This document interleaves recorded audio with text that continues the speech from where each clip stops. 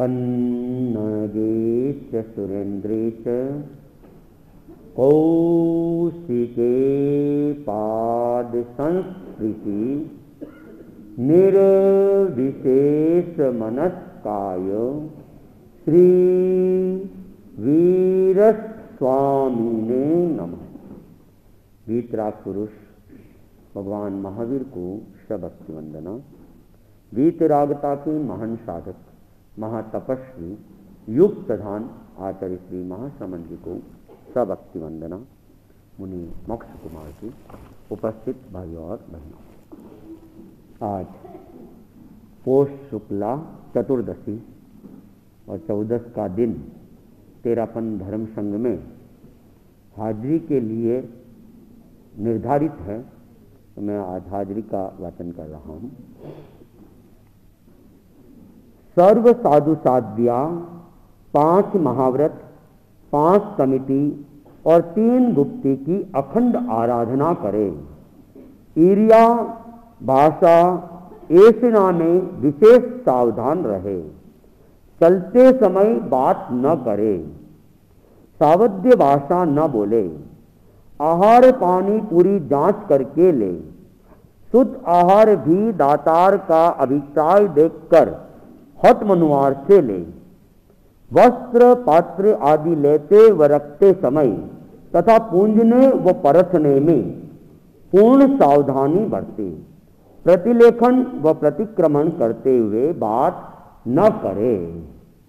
तो ये मूलभूत मर्यादा है और ये कहे कि आगमिक मर्यादाएं हैं। इसमें एक बात कही है कि साधु शुद्ध आहार भी दाता की भावना देखकर ले। और श्रावकों के लिए भी कहा है कि हठ मनुवार से दे। हठ मनुवार का क्या मतलब है? हाँ, ना पड़ेगी मनुवार तक तो ठीक है, लेकिन कई लोग क्या है हठ मनुवार के अर्थ को गलत समझे, बस डाल दो, ये गलत है, समझे ना। भगवान ने कहा है विवेके धम्म माइये, विवेक ही धर्म है। तो हर जगह ये सूत्र लागू होता है और बहराने में भी ये लागू होता है कि साधु की अपेक्षा है या नहीं है, केवल अपनी भावना नहीं है, यहां गलत हो जाएंगे।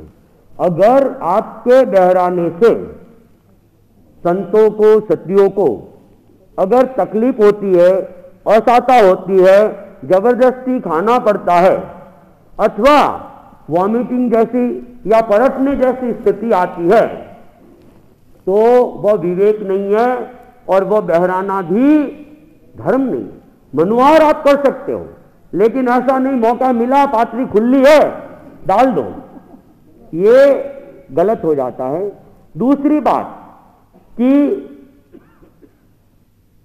अगर हमारे ज्यादा बहराने से अब संतों की ज्यादा हो गया तो आसपास के घरों की गोचरी या तो रोकनी पड़ेगी या उनको वहां से फिर अल्पतम ही लेना पड़ेगा, तो हम अंतराय के भी भागी बनते हैं, अंतराय के भागी बनते हैं। इसलिए हमेशा ये ध्यान दे कि मनुवार कर ले और उनको अपेक्षा होगी तो वो ले लेंगे, लेकिन फेंका फेंकी नहीं करे। हो सकता है कोई चीज आप फेंक रहे हो और संतों के त्याग है, फिर आप त्याग तुड़वाने में भी निमित्त भूत बनते हो। और जहां तक हो केवल बहराना बड़ी बात नहीं है, शुद्ध आहार बहराना और विवेक पूर्वक बहराना ये बड़ी बात है। कई बार क्या होता है गोचरी हो गई, अब दूसरे साधु साधियों को तो पता नहीं और दूसरे दिन आ गए तो अपने को क्या करना है, अपने तो बहरा दो, ये भी पाप के भागी हो। संतों को भी नित्य पिंड का दोष लगेगा, उनको प्रायश्चित लेना पड़ेगा।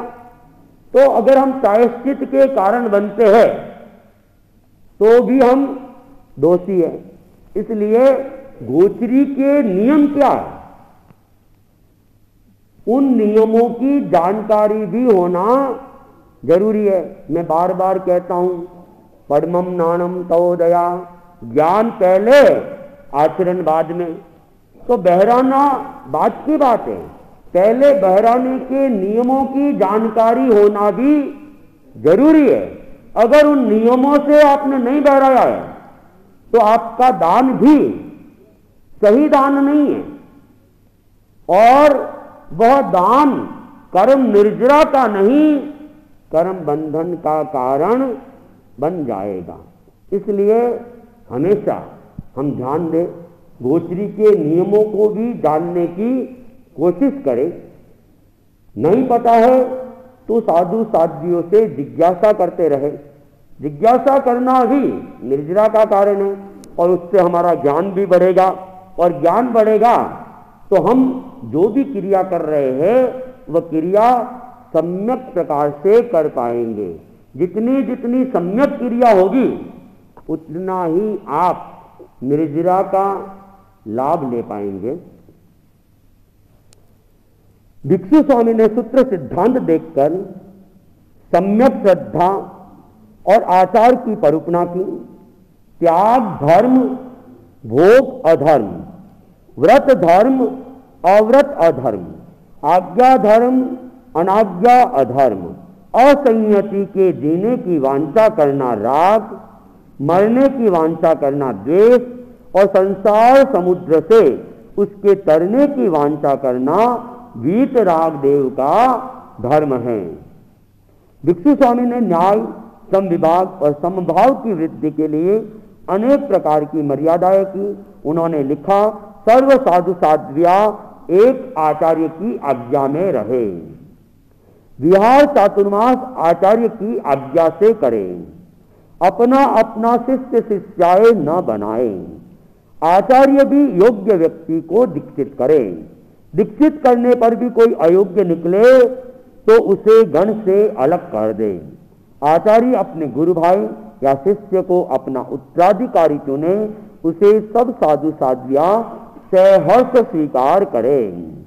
गण की एकता के लिए यह आवश्यक है उसके साधु साध्वियों में सिद्धांत या परूपणा का कोई मतभेद न हो। इसलिए भिक्षु स्वामी ने कहा है, कोई श्रद्धा, आचार, कल्प या सूत्र का कोई विषय अपनी समझ में न आए अथवा कोई नया प्रश्न उठे तो वह आचार्य व बहुश्रुत साधु से चर्चा जाए, किंतु दूसरों से चर्च कर उन्हें शंकाशील न बनाया जाए।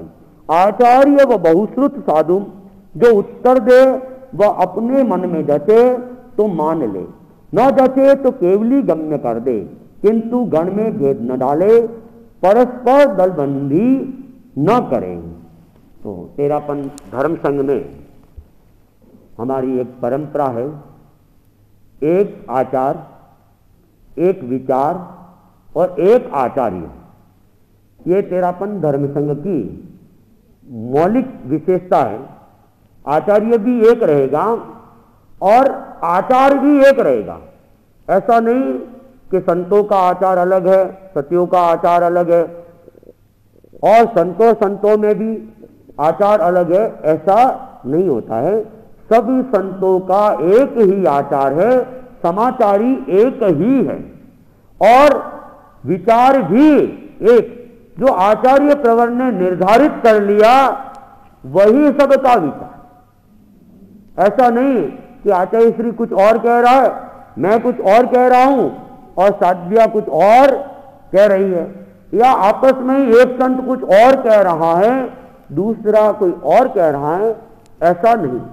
जो भी धर्म संघ की नियम मर्यादा का जो निर्धारण है वह आचार्यों को करना है।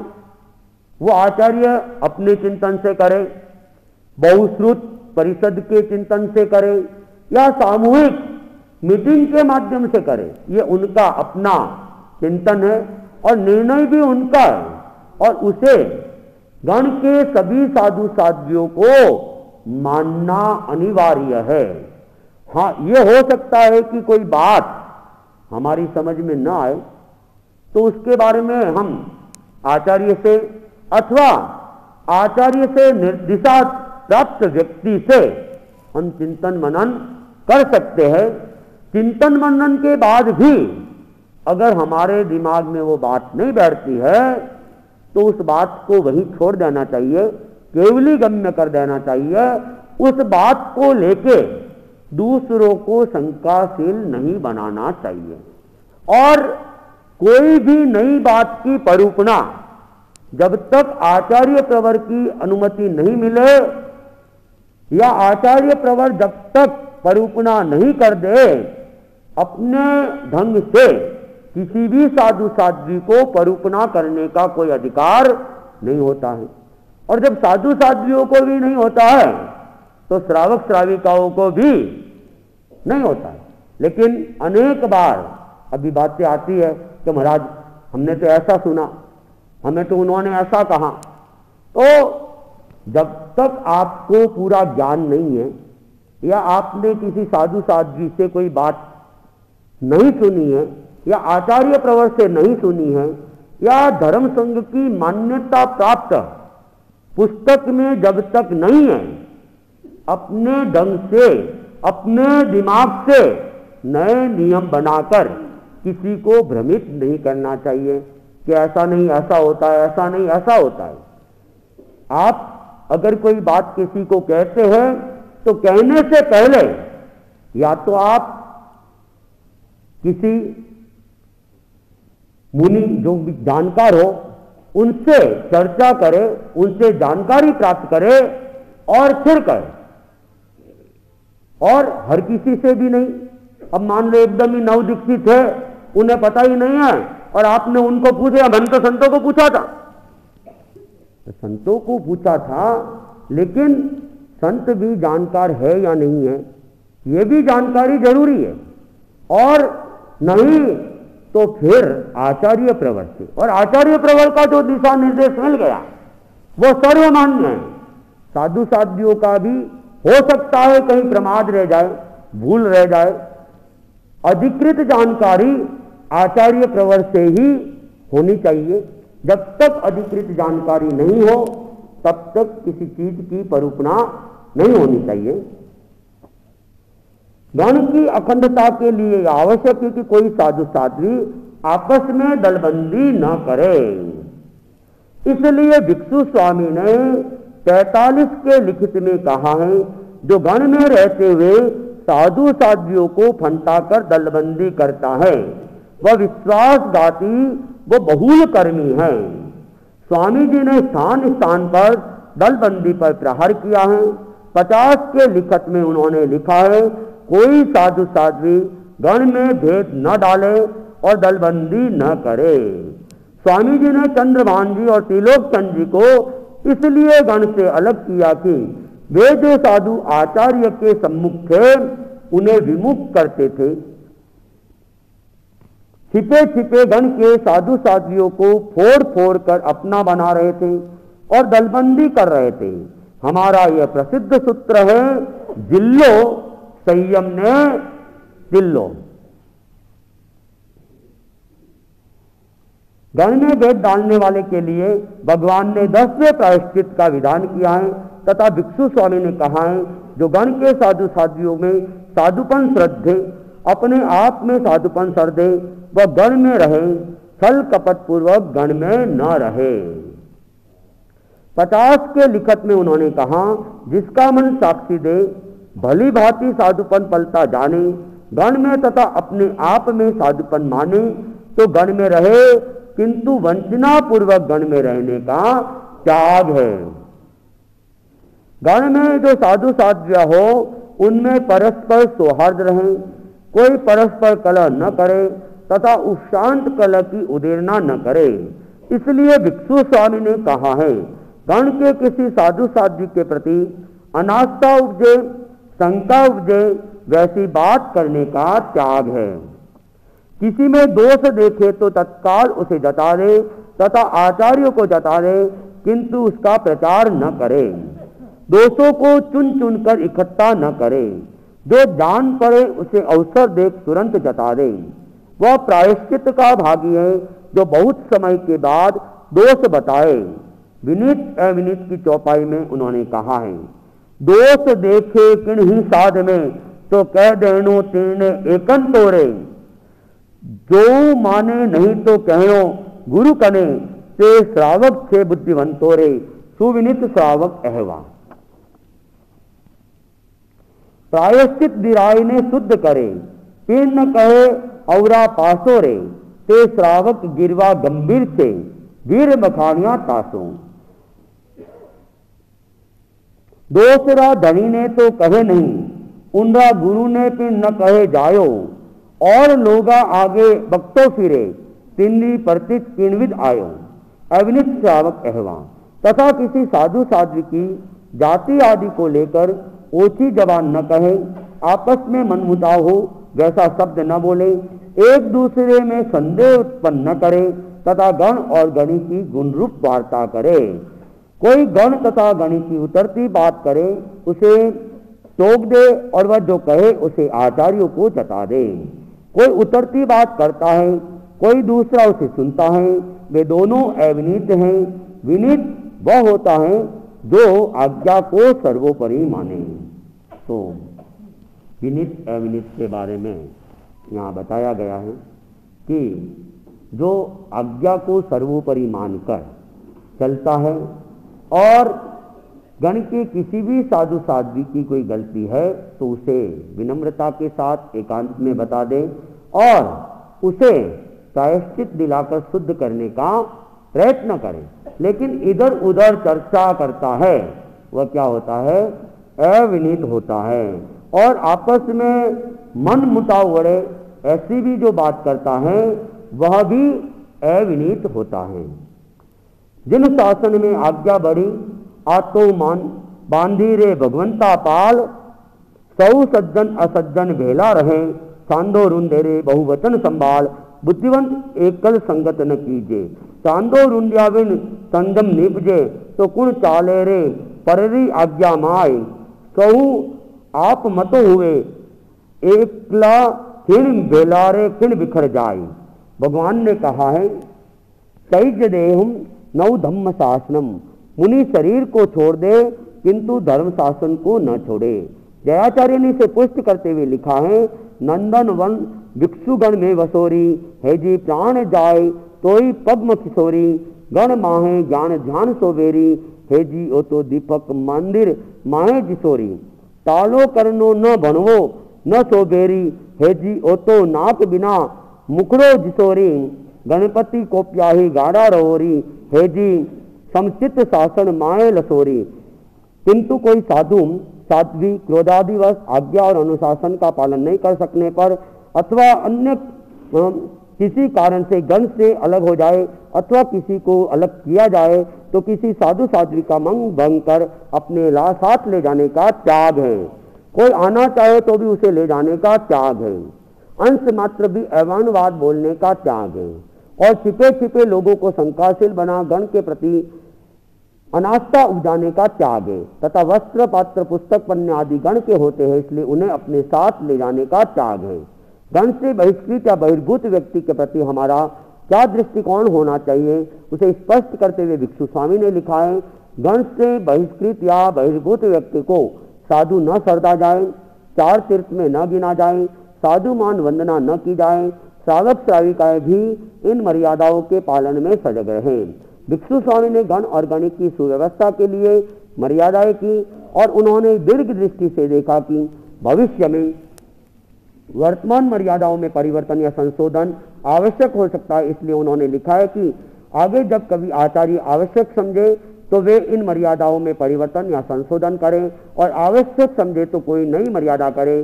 पूर्व मर्यादाओं में परिवर्तन या संशोधन हो अथवा नई मर्यादाओं का निर्माण हो उसे सब साधु साध्वियां सहर्ष स्वीकार करे। सफल साधु वही होता है जो साधना में लीन रहे। निर्लेप रहने के लिए यह आवश्यक है कि साधु साध्वियां गृहस्थों के संग परिचय में न फंसे।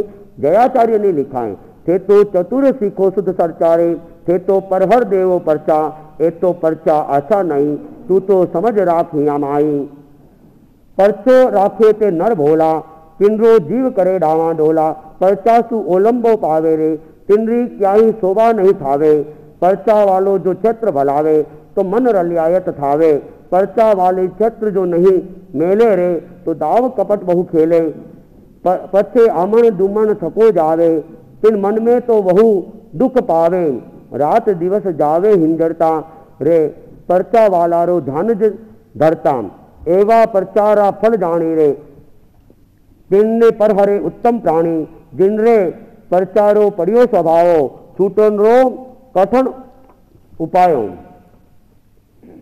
जवर समझ हुए हिया माए, तो तुरत देवे छिटकायो, तिनरे पीरत औरासु पूरी, गणपति सु पीरत अधूरी, परचा वाला सामो नहीं जोवे रे, बड़े नयन वयन नहीं मोवे, परचो छूटन रो एव उपायो, जय गणपति एम जनायो, परचा वाला री भावना भावे, जाने दर्शन करवा कम आवे, आया देख ये अति हर्षे, जाने जवरी नगने परखे, उगनी से बरस उगनी से रे, मिक्सर विद सातम दिवसे, प्रथम मर्यादा दिन सुखदायो रे, परचारे जय जस ओळखायो। तो इस प्रकार जयाचार्य ने एक गीतिका को इसके साथ में जोड़ा है कि किसी के साथ में स्नेह परिचय नहीं करे, छत्र से भी नहीं और व्यक्ति से भी नहीं, क्योंकि जो स्नेह परिचय है वह भी दुर्गति का आधार होता है, संयम के लिए वह घातक बन जाता है।